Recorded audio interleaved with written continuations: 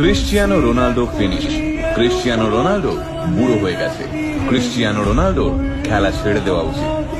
যতবার 7 নম্বর জার্সি পরা এই মানুষটার দিকে নিন্দুকের আঙুল তুলে সব বলেছে, ততবার মানুষটা নিজের খেলার বুটের নিচে সেই সব আঙুলকে গুঁড়িয়ে দিয়ে ফিরে এসেছেন। ক্রিশ্চিয়ানো রোনাল্ডো ফুটবলের দুনিয়ায় জন্ম নেওয়া এক কিংবদন্তি জাদুকর, কোটি কোটি ভক্তের কাছে এক অবিস্মরণীয় রূপকথা। তাই হয়তো স্বয়ং বিরাট কিং কোহলি পর্যন্ত ক্রিশ্চিয়ানো রোনাল্ডোর একজন মুগ্ধ ফ্যানবয় হিসেবে স্বীকার করে, প্রিয় ক্রিশ্চিয়ানো, তুমি সেরা ছিলে, তুমিই সেরা থাকবে।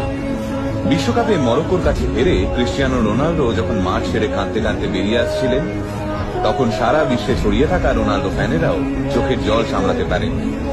কিন্তু এবার ভাবুন, দেশের হয়ে খেলতে নামার কিছুক্ষণ আগে একটা ছেলের কাছে খবর এলো তার বাবা মারা গেছে।